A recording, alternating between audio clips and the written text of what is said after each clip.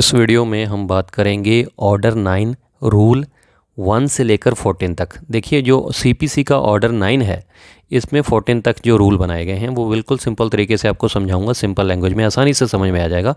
सबसे इम्पॉर्टेंट जो रूल हैं वो मैं आपके साथ डिस्कस करूंगा। सीपीसी के ऑर्डर 9 रूल 2 के अंदर क्या बताया गया है। देखिए कॉस्ट के बारे में बात की गई है। अगर कोई प्लेंटिफ है जिसने प्लेंट लगाई है, अगर उसने साथ में कोर्ट फीस नहीं लगाई है प्रॉपर, या फिर उसने अगर कोर्ट ने मुनादी के ऑर्डर किए हैं या डिफेंडेंट के लिए पब्लिकेशन के ऑर्डर किए हैं तो पब्लिकेशन फ़ीस नहीं जमा करवाई है या आरसी की फ़ीस नहीं जमा करवाई है, तो उसमें कोर्ट क्या कर सकता है कि ऑर्डर 9 रूल 2 में 9 रूल 2 के अंदर आपकी जो प्लेंट है, आपका जो केस है, वो सूट जो आपने लगाया है उसको डिसमिस कर सकता है। अब बात कर लेते हैं नेक्स्ट रूल की। सीपीसी के ऑर्डर 9 रूल 3 के अंदर क्या क्या बताया गया है कि नन फॉर द पार्टीज़ की ना, चाहे प्लेंटिफ है चाहे डिफेंडेंट है, अगर दोनों पार्टीज़ अपीयर नहीं होती हैं कोर्ट के सामने तो उस केस में भी 9 रूल 3 के अंदर कोर्ट जो है केस को डिसमिस कर देता है। अब बात कर लेते हैं नेक्स्ट रूल की। देखिए जो नेक्स्ट रूल है ऑर्डर 9 रूल 4, उसमें रेमेडी के बारे में बताया गया है कि अगर केस डिसमिस कर दिया जाता है कोर्ट के द्वारा तो आपके पास रेमेडी क्या है।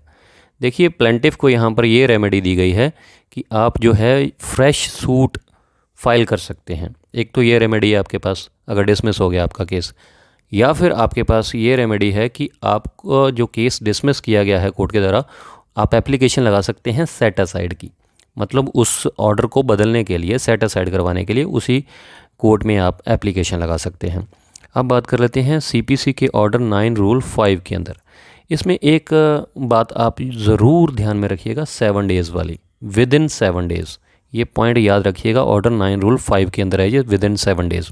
अगर प्लेंटिफ के ने केस लगाया और कोर्ट के द्वारा सम्मन भेजे गए और वो सम्मन जो हैं या तो वापस नहीं आए, किसी भी तरीके से अनसर्व्ड हो गए, मतलब उनकी सर्विस नहीं हुई, डिफेंडेंट को वो नहीं मिले सम्मन, तो आपको विद इन 7 डेज़ फ्रेश सम्मन जो हैं कोर्ट के लिए आपको रिक्वेस्ट करनी है कि विद इन 7 डेज़ आपको फिर से रिक्वेस्ट करनी है कोर्ट को कि डिफेंडेंट को दोबारा से जो है सम्मन्स भेजे जाएं। अगर आप विद इन 7 डेज़ अगर कोर्ट ने ऑर्डर किया है, आरसी वगैरह नहीं करवाते हैं, तो भी आपका जो केस है वो डिसमिस कर दिया जाता है।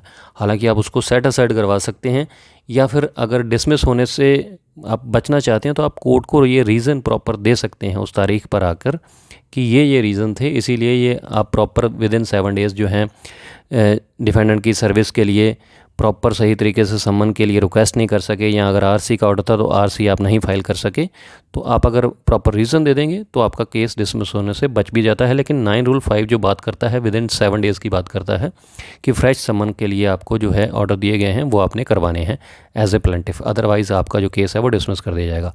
अब बात कर लेते हैं ऑर्डर 9 रूल 6 के बारे में कि ये क्या कहता है।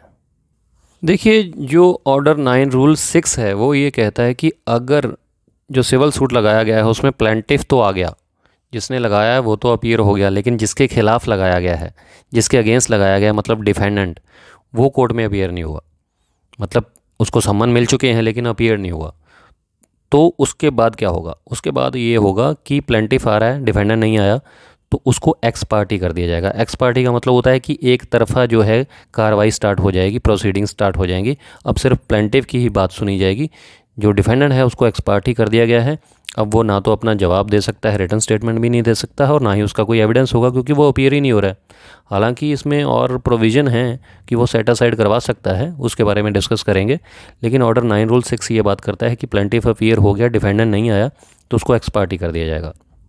अब बात कर लेते हैं नेक्स्ट ऑर्डर की, ऑर्डर 9 रूल 7 की। ये यही बात करता है कि अगर देखिए 9 रूल 6 के अंदर डिफेंडेंट को क्या किया गया था, एक्स पार्टी। अगर उस एक्स पार्टी को तोड़वाना है, आपने सेट असाइड करवाना है, मतलब आपने उस केस की प्रोसीडिंग्स को ज्वाइन करना है, तो अगर केस पेंडिंग है, अगर डिसाइड नहीं हुआ है अभी तक, तो 9 रूल 7 आपको ये प्रोविज़न देता है कि आप सेट असाइड की एप्लीकेशन लगा सकते हैं ऑर्डर 9 रूल 7 के अंदर कि जो ऐप को एक्स पार्टी किया गया है, ये डिफेंडेंट के द्वारा लगती है, उसको सेट असाइड किया जाए और मुझे जो है इस कोर्ट की प्रोसीडिंग्स को ज्वाइन करने के लिए मौका दिया जाए, मुझे अपना रिटन स्टेटमेंट देने के लिए मौका दिया जाए, और जो भी मैंने अपने विटनेसेस करवाने हैं उसका मौका दिया जाए, मतलब केस कंटेस्ट करने का मौका दिया जाए। तो सेट असाइड करवा सकता है डिफेंडेंट ऑर्डर 9 रूल 7 के अंदर। अब बात कर लेते हैं नेक्स्ट रूल के बारे में। देखिए अब बात कर लेते हैं ऑर्डर 9 रूल 8 के बारे में। नाइन रूल जो 8 है वो क्या बात करता है, रूल 8, इसमें हम ये बात करेंगे कि अगर इसमें ये बताया गया है कि डिफेंडेंट तो अपीयर हो रहा है, जिसके खिलाफ केस लगाया गया था वो तो आ गया कोर्ट में, लेकिन जिसने केस लगाया था मतलब प्लेंटिफ वो अपीयर नहीं हुआ, तो कोर्ट क्या करेगी, कोर्ट उस केस को डीआईडी कर देगी। क्या करेगी, डीआईडी मतलब डिसमिस्ड इन डिफ़ॉल्ट कर देगी, क्योंकि प्लेंटिफ अपीयर नहीं हुआ, जिसने केस लगाया था वही अपीयर नहीं हुआ। तो ये 9 रूल 8 के अंदर आता है कि डिफेंडेंट अपीयर हो गया लेकिन प्लेंटिफ नहीं आया तो उसको डीआईडी कर दिया गया, मतलब डिसमिस्ड इन डिफ़ॉल्ट कर दिया गया। अब इसकी रेमेडी क्या है, इसकी रेमेडी बताई गई है ऑर्डर 9 रूल 9 के अंदर, मतलब रेस्टोरेशन की एप्लीकेशन लगाई जा सकती है किसके द्वारा, प्लेंटिफ के द्वारा, जिसका जो केस है वो डिसमिस कर दिया गया था। इसमें फ्रेश सूट फाइल नहीं कर सकता है प्लेंटिफ, सिर्फ उसको रीस्टोर करवा सकता है। और इस रीस्टोर करवाने के लिए ये इसमें कंपलसरी है कि जो सामने वाली पार्टी है, जो दूसरी पार्टी है, उसको नोटिस देना ज़रूरी होता है, उसके बाद ही इसको रीस्टोर करवाया जा सकता है। तो अब बात कर लेते हैं नेक्स्ट रूल के बारे में जो काफ़ी इंपॉर्टेंट है। इसमें ये बहुत ज़्यादा इंपॉर्टेंट रूल है, 9 रूल 13, 9 रूल 13। इसमें क्या है कि अगर एक्स पार्टी हो गया डिफेंडेंट और उसमें जो प्लेंटिफ को है एक्स पार्टी डिक्री भी मिल चुकी है, मतलब जजमेंट आ गई है उसमें, तो उसको तुड़वाने के लिए डिफेंडेंट क्या कर सकता है कि ऑर्डर 9 रूल 13 के अंदर एप्लीकेशन लगा सकता है, किस चीज़ की, सेट असाइड की। 9 रूल 13 के अंदर देखिए 9 रूल जो 7 था उसमें भी सेट असाइड की एप्लीकेशन है, लेकिन 9 रूल 7 बात करता है कि अगर केस पेंडिंग है, अभी जजमेंट नहीं आई है, अभी डिसाइड नहीं हुआ है, अगर केस डिसाइड हो गया है सिविल सूट, तो उसमें अगर सेट असाइड डिफेंडेंट ने तुड़वानी है, उस ऑर्डर को बदलवाना है, जजमेंट को बदलवाना है, तो 9 रूल 13 के अंदर एप्लीकेशन लगानी पड़ेगी सेट असाइड की। तो उसके बाद सामने वाली पार्टी को नोटिस भेजा जाता है, उसके बाद जो है फिर वो कोर्ट पे डिपेंड करता है कि उस ऑर्डर को, उस जजमेंट को, डिक्री को सेटिस्फाइड करना है या नहीं।